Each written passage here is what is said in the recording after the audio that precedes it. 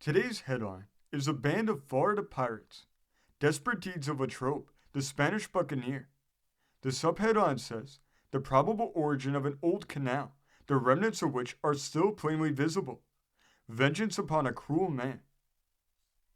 Far down on the Gulf Coast of Florida, a long narrow peninsula, extending southward from the mainland, separates the Gulf from a beautiful inland bay, connected with it by a deep inlet at the southern point of the land.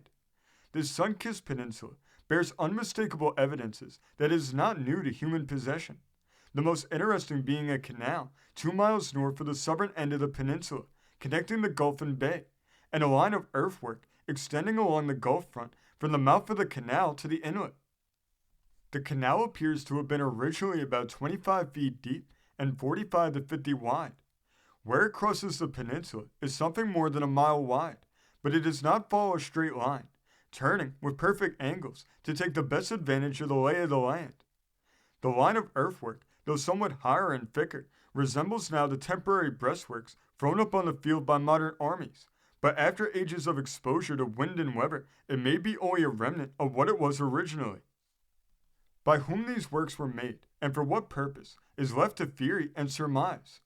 There is one tradition, however, handed down and preserved in a curious way, that attaches to these old relics a tale of crime and bloodshed.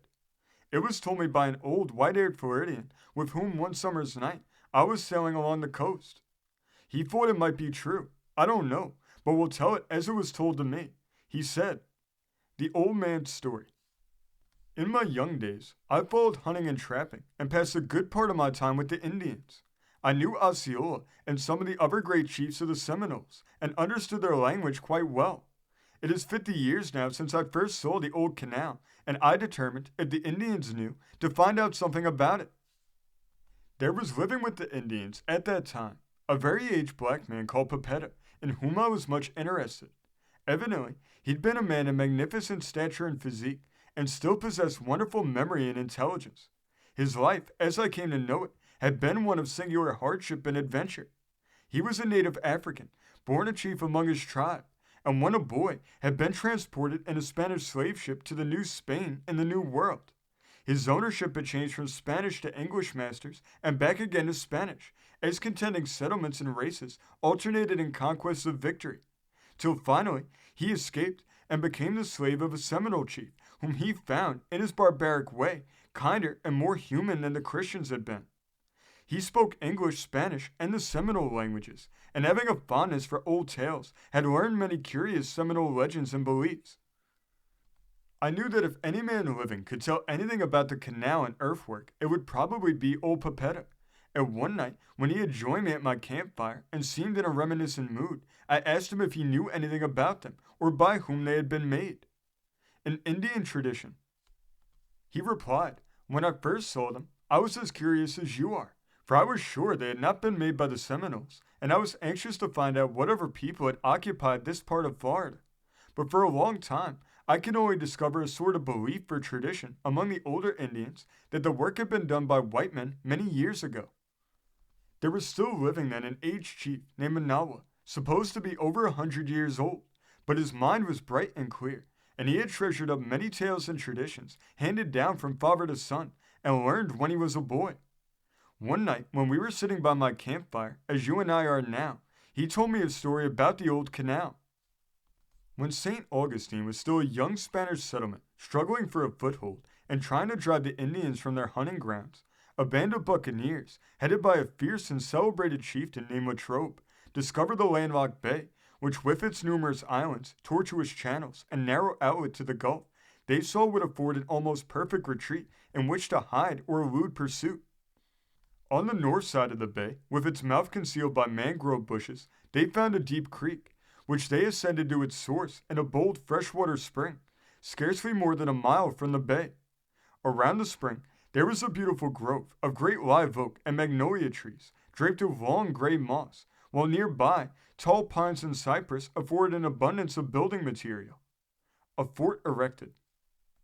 Recognizing the advantages of the location, Latrobe determined to make it a permanent rendezvous, and at once began the erection of a fort, which in time became the stronghold of a confederacy of outlawed and desperate men.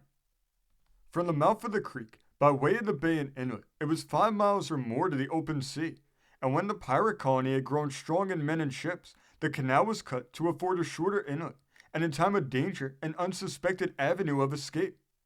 When pursued on the Gulf, a light draft vessel could dodge into the unknown canal and disappear as if by magic, thereby often confirming the belief of that superstitious age that old Latrobe was directly aided and abetted by the devil.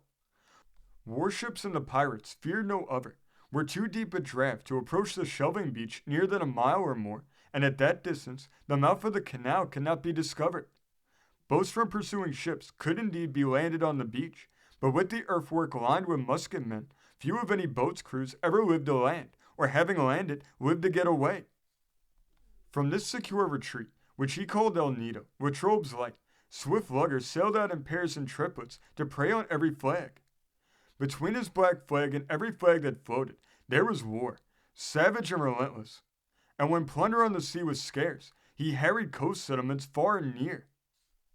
In the meantime, a great fort had been built at Saint Augustine, and the governor, Don San Jose de Luca, determined to crush the growing and rival power of the pirates, kept every ship at his command, cruising in an effort to capture their ships and discover their retreat. There was many a bloody fight, and now and then a pirate craft went down. They never surrendered, but the secrets of El Nido were well preserved.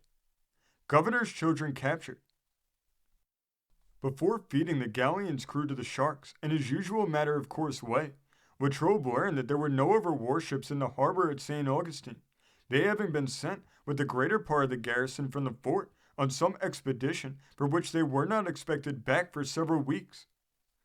Everything seemed propitious for the plan he had in view, and having disposed of his prisoners, transferred the booty, and scuttled the galleon, he took Donna Inez and Pedro on his own vessel, and ordered the other to proceed with all haste to El Nido, and call out every ship and man that could be spared to join him at Boca Sega, where he would wait. The winds proved fair, and in a few days he was joined by a small fleet of luggers, each manned by 50 or more hardy cutthroats, with which force he reached St. Augustine at night, and landing at a point out of reach of the guns of the fort, waited for morning, ready for attack. When daylight came, the Spaniards, looking up from the fort, saw a small army drawn up in plain view, but at such a distance they cannot tell whether friends or foes. They were not left long in doubt. Governor De Luca had with him less than 100 fighting men, enough to defend the massive fort, with its deep moat, barbicans, and flanking towers, but too few to sally out and repel the invaders, or to protect the settlers and the scattered dwellings. These therefore were hastily gathered into the fort, where the men joined the garrison in preparation to repulse an attack if one should be made. At sunrise, Latrobe sent a herald, under flag of truce, with a letter to the governor, in which he advised him of the capture of the galleon, his possession of Inez and Pedro, his knowledge of the weakness of the garrison, and demanding a surrender. In case of surrender, he offered one of his vessels and free passage to the governor with his children and servants. In case of refusal, he declared he would storm and take the fort, for which he had men enough, put all within to the sword, but that before the assault, he would bring young Pedro in full view and crush his head with a bowstring, Inez meantime remaining a hostage with his men. It was a terrible decision for old Don De Luca, between his children and duty, but he did not hesitate. He could not ransom them with dishonor, or betray his sacred trust, the lives and property entrusted to his keeping.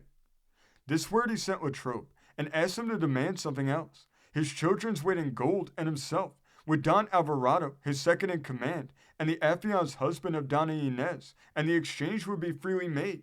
But betray his king and the people in his charge he could not. Would not change.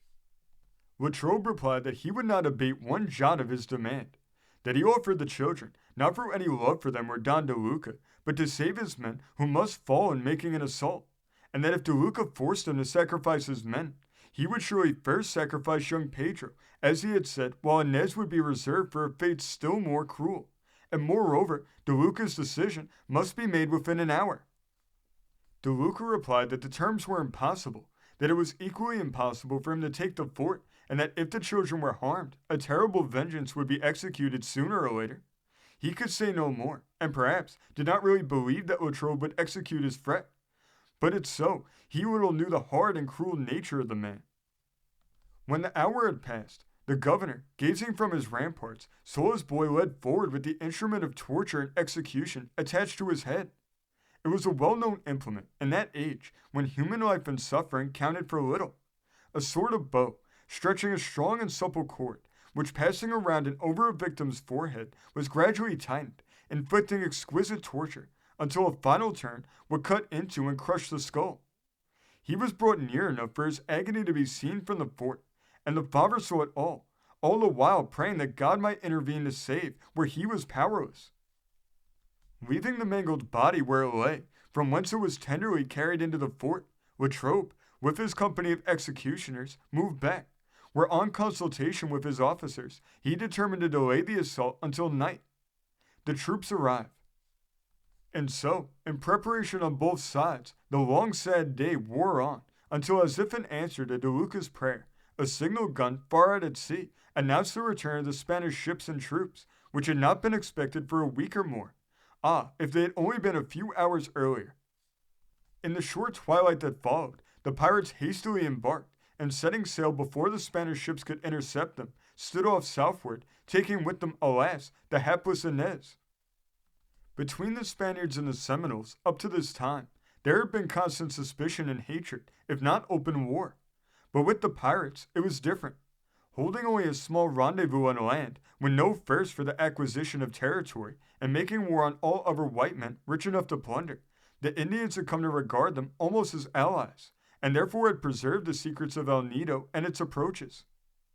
But while Latrobe was away on his expedition, a difficulty occurred between some of the pirates left in the fort and a hunting party of Seminoles, in which a young chief was struck and beaten, and in revenge, he determined to betray El Nido to the Spaniards.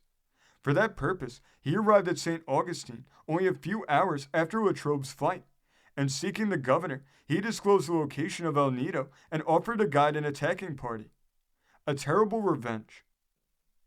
The governor at once planned a terrible vengeance, and though consumed with anxiety and impatience, waited until he could gather force enough to make his purpose certain. At last, with 400 soldiers and 3 large warships, he set sail, and after first visiting the pirates' usual cruising grounds in West Indian waters to run them home, he stood on around the lower end of Florida and up the coast of San Carlos, 30 miles north of El Nido. There he landed Don Alvarado at midnight, with 300 men and the Indian guide, and ordered him to proceed with such expedition as would enable him to reach a position in the rear of El Nido by the same hour the following night. That accomplished, he was to send the Indian to report on one of the ships, which would be off the mouth of the inlet, and then, when a signal gun was fired, he was to fall on the fort and shoot or hew down the pirates, neither asking nor giving quarter to any, barring only Latrobe himself, whom he was ordered to take alive if possible. This plan arranged, the ships sailed southward in the early morning, and all day stood on and off in the vicinity of the entrance to El Nido Bay, in order to drive in any vessels that might appear outside, and to keep any that were in from venturing out. Shortly before dark, to lull suspicion, the ships sailed off as if homeward bound, but as soon as the night fell, they returned, and one of them, approaching the beach, some distance above the canal, landed a squad of men, who were ordered to proceed stealthily along the beach and stiletto or garrote the guards at the gulf end of the canal. That done, they were to show a small light, visible only at sea. In about 2 hours, the signal light was seen, and the ships, standing in as close as possible, landed 100 men in their boats, under the command of De Luca himself. Then proceeding to the inlet, they took up stations to prevent escape from there. The pirates outwitted. The men with De Luca rapidly filled in and barricaded the gulf end of the canal, and then were stationed along the banks to wait for the pirates, who attempting to escape by the canal would be stopped by the barricade, and thus hemmed in, would be at their mercy, for the earth thrown out when the canal was dug formed breastworks behind, which they could stand in security and fire on the decks of vessels blocked in the canal and unable to turn between the narrow banks. It was nearly daybreak when the Indian reached the inlet, and pulling off to the nearest vessel, reported that Don Alvarado was in position behind the fort and ready to attack. All had gone well, no alarm had been given, and El Nido was slumbering in fancied security. With the first dawn, the signal gun boomed, outbreaking the silence and slumber, and was immediately followed by the sounds of battle. The surprise was complete, and the pirates found themselves at the mercy of a powerful and merciless foe. Those of them who were not shot or cut down in the fort and houses fled to their vessels, only to meet death in the canal or at the inlet. In the first onset, Latrobe was stunned by a blow from behind and recovered to find himself tightly bound, the only living man among piles of dead. Not one of the pirates escaped, and not one was spared, except Latrobe. He was reserved for a harder fate. When the fight was over, Donna Inez was found unharmed among the pirate women and children. The booty had been transferred to the captured vessels. The torch was applied, and soon a few heaps of ashes was all that was left of El Nido. Conveyed by the warships, the captured vessels were taken to Saint Augustine, and there, on the same spot and in the same way that Pedro had suffered, Latrobe died. Only his torture lasted all of one long day. This article was written by Richard Wyburn. This story came from the great state of Indiana, being reported in the Indianapolis News of October 26, 1895. Thank you for joining us today. Beginning next week, on Monday, February 5th, we're going to be going to a new uploading schedule. We'll be uploading on Mondays, Wednesdays, Fridays, and Saturdays. If you want to continue to uncover all of America's lost and forgotten history, then remember before you leave to hit the subscribe button, hit the notification bell, and remember to like and comment below. And we will see you next time on Americana Archives.